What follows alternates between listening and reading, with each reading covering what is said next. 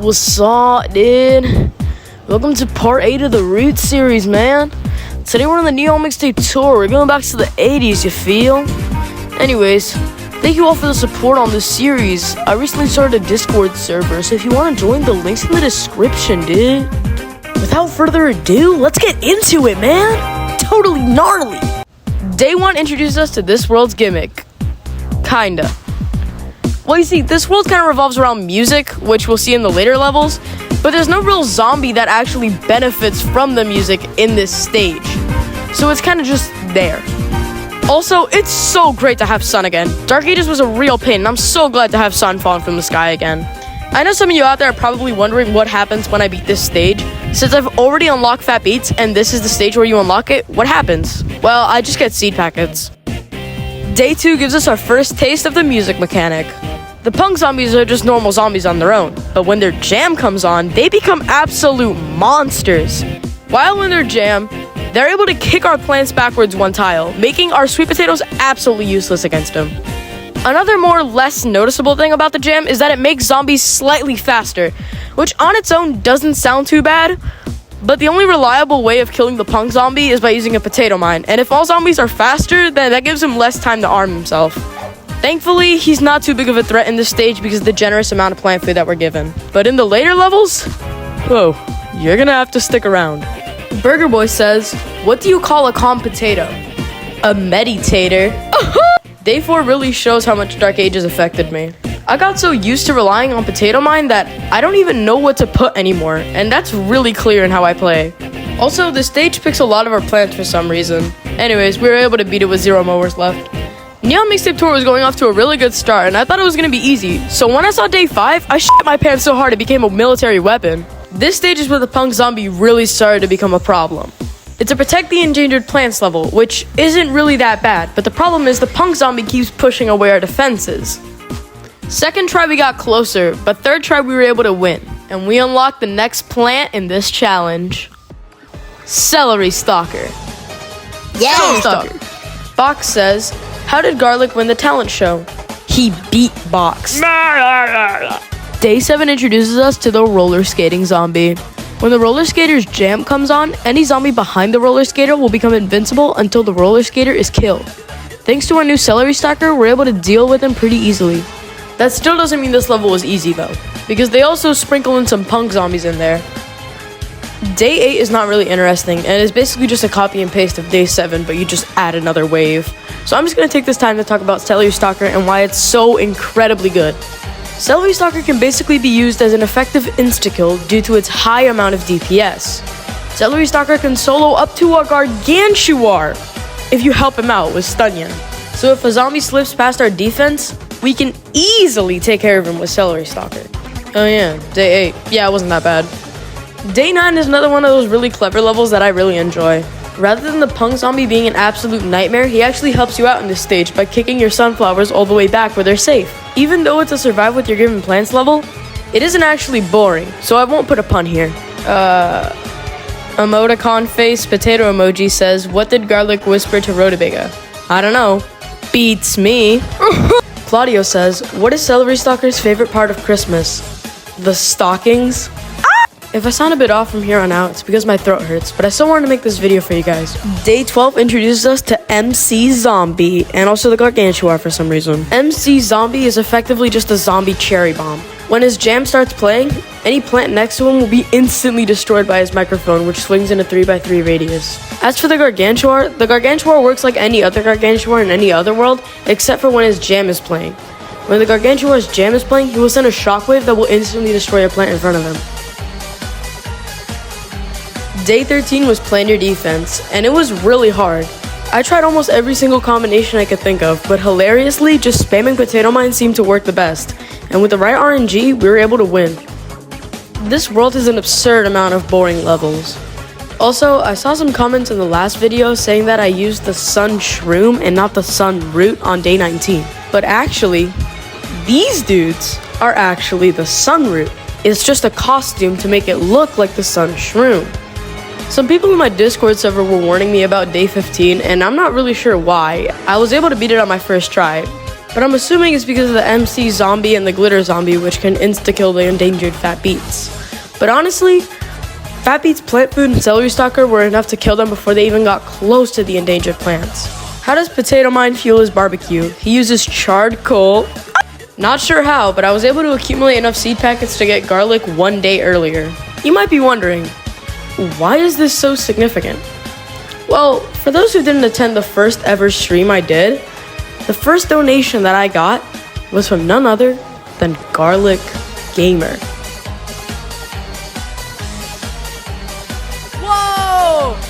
Garlic Gamer! Oh my god! You know what? Because of Garlic Gamer, when I unlock Garlic in Neon Mixtape Tour, I'm gonna use him. I'm gonna use Garlic in honor of Garlic Gamer. And in his honor, every single stage from now on, I will be using Garlic. That's right, I don't care about what they say.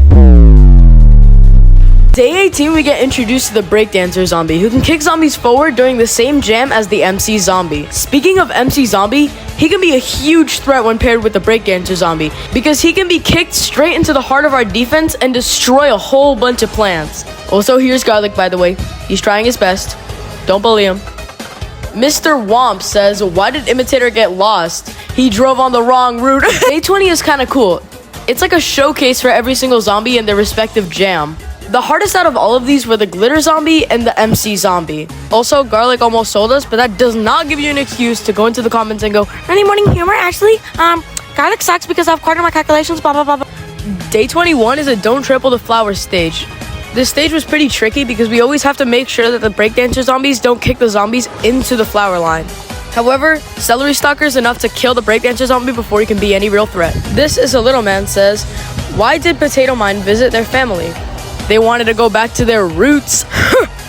Day 23 introduces us to this world's biggest, the arcade zombie. The arcade zombie is kind of like the troglodyte zombie from Frostbite Caves, except his arcades that he pushes create more zombies.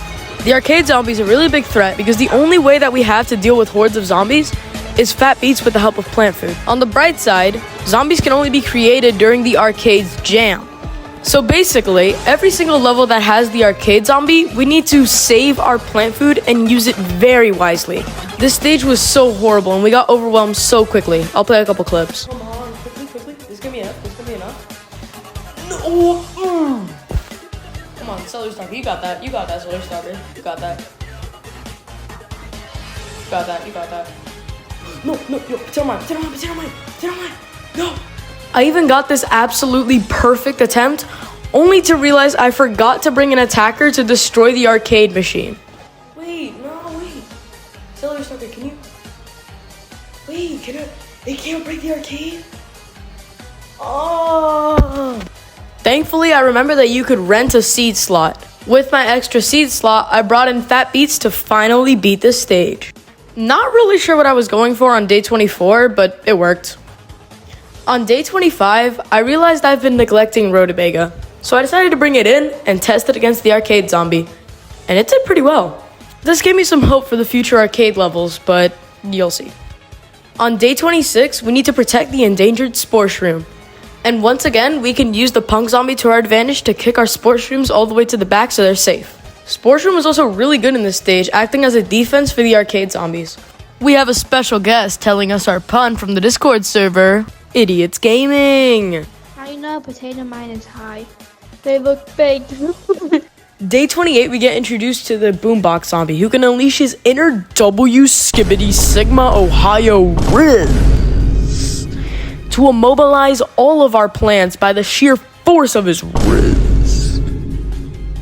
Thankfully, plants that are placed while his boombox is playing are immune to the effect.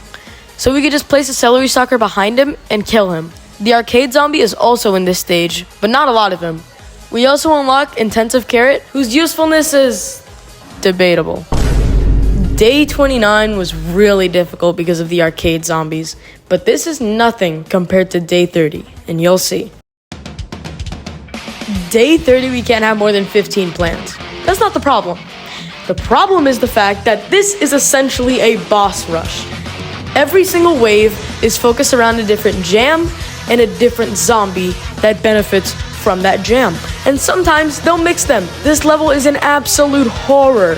Some of the waves aren't that bad, but the arcade one is where our mowers start dropping like flies. And the boombox zombie in this stage is so much more annoying because we invest so much of our sun into killing the arcade zombies that we can't even afford a celery stalker to kill him. Oh wait, did I say him? I meant them. There's like 5 of these boombox zombies. Forget about killing those top 2 gargantuars. If we don't have the mowers on the top 2 lanes by the final wave, it's a dead run. Even with the extra seed slot, this level is still a nightmare. I didn't even have a plan. I just did this stage over and over and over again until I won. I don't know how, but I did it. And we close out this world with another boring level. And another special guest from the Discord server, Box. Hey guys, I'm Box and here's the plan.